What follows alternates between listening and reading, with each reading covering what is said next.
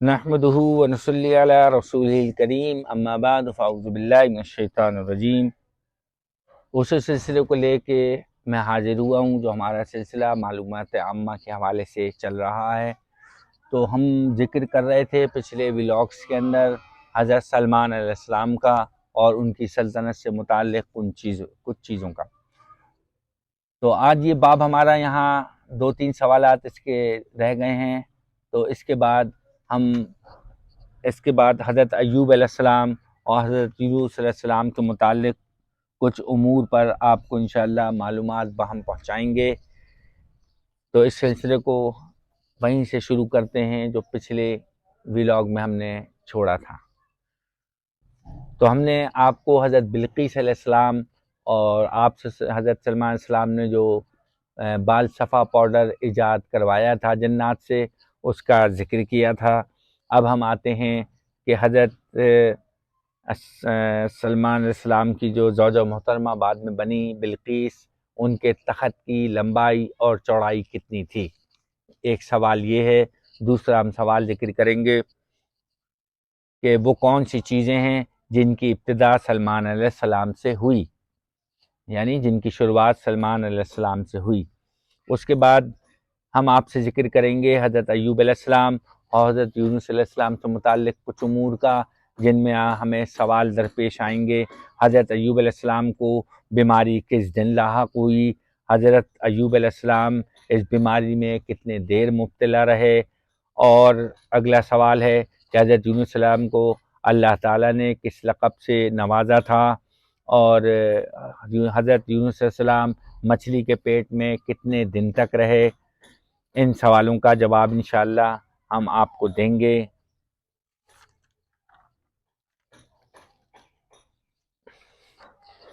تو حضرت پہلا سوال ہے، تخت بلقیس کی لمبائی اور چوڑائی کتنی تھی؟ اس میں 3 اقوال علماء نے ذکر کیے ہیں۔ حضرت عباس رضی اللہ تعالیٰ عنہ فرماتے ہیں کہ بلقیس کا تخت 30 ہاتھ لمبا اور 30 ہاتھ چوڑا تھا۔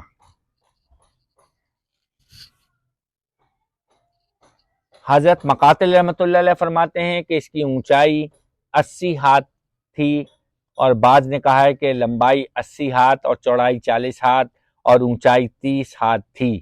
حوالہ اس کا ہے حیات الحیوان، جلد نمبر 2، صفحہ نمبر 33۔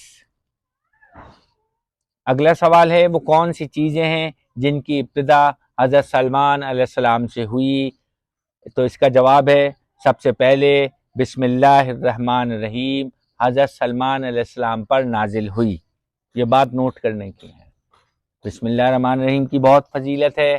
بسم اللہ الرحمن الرحیم ہمارے قرآن میں بھی نازل ہوئی، لیکن یہ اس سے پہلے حضرت سلمان علیہ السلام پر نازل ہوئی تھی۔ اسی لیے حضرت سلمان علیہ السلام جب خط لکھا کرتے تھے تو آپ اس خط میں سب سے پہلے لکھتے تھے فَإِن بسم اللہ الرحمن الرحیم، اور آگے مخاطب کرنے کے لیے لکھتے تھے فَإِنَّهُ مِن سلیمان، کہ یہ خط سلیمان کی طرف سے ہے۔ دوسری چیز جو حضرت سلمان علیہ السلام سے شروع ہوئی کہ سب سے پہلے حضرت سلمان علیہ السلام نے حمام بنوایا۔ سب سے پہلے حمام سلمان علیہ السلام نے بنوایا تھا۔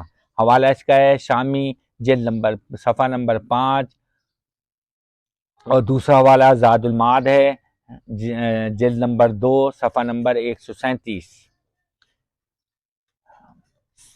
اگلی چیز، سب سے پہلے سمندر سے موتی حضرت سلمان علیہ السلام سے نے نکلوانا شروع کیے۔ اس سے پہلے لوگوں کو خبر نہیں تھی کہ سمندر میں موتی بھی ہوتے ہیں۔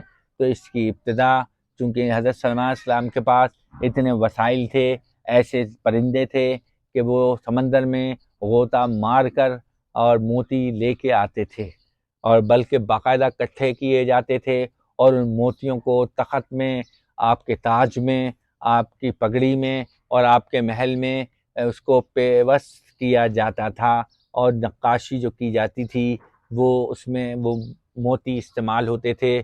حضرت سلمان علیہ السلام کے یہاں ڈیزائن اور نقش و نگاری کا بہت رواج تھا۔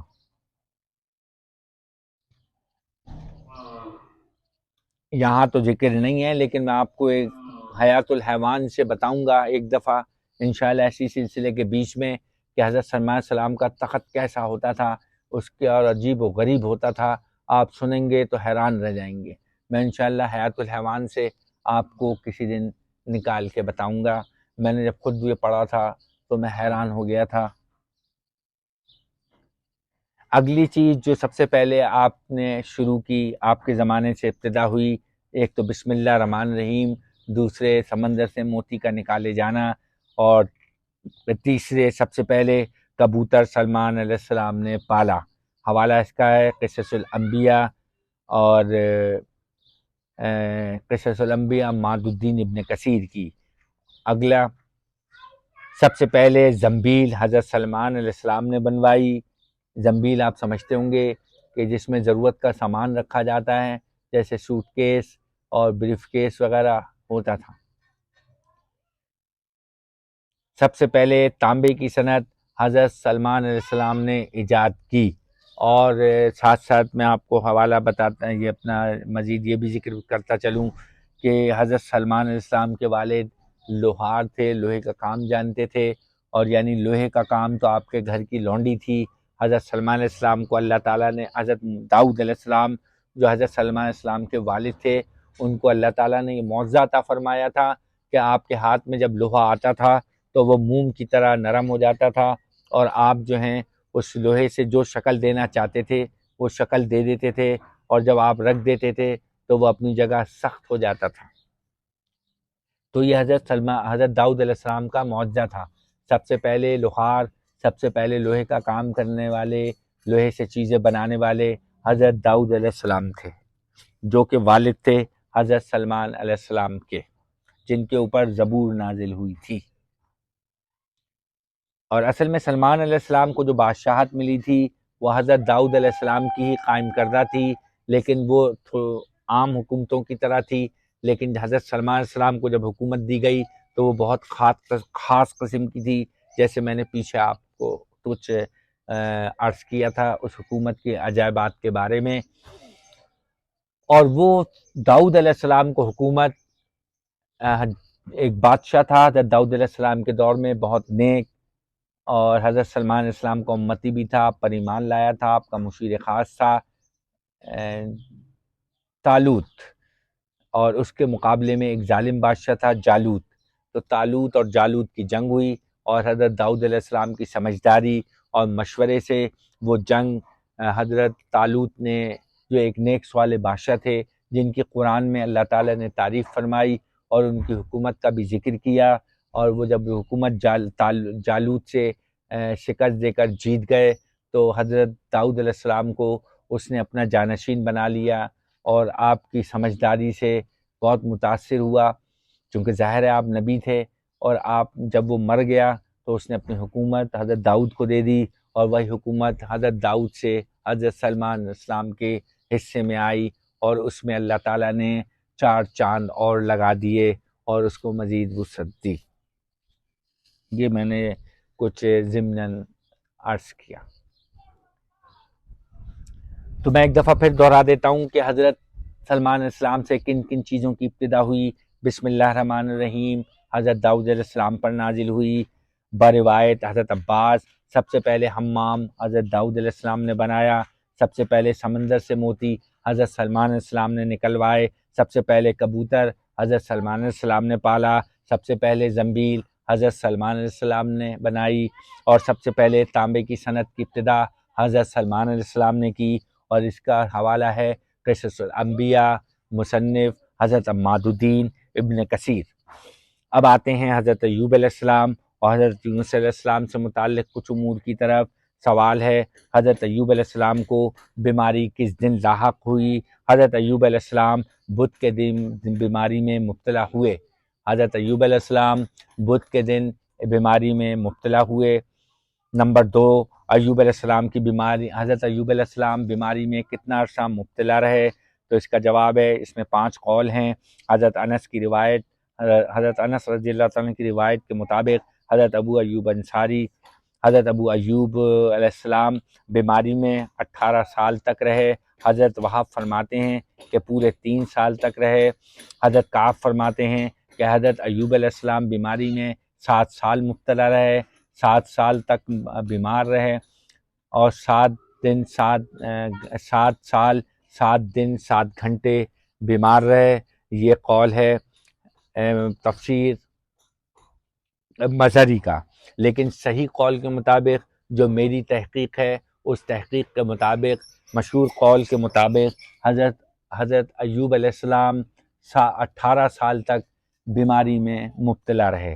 اگلا سوال ہے حضرت یونس علیہ السلام کو اللہ نے کس لقب سے نوازا؟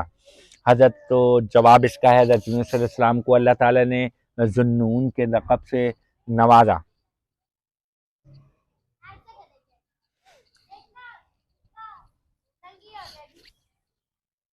حضرت یونس علیہ السلام مچھلی کے پیٹ میں کتنا عرصہ رہے؟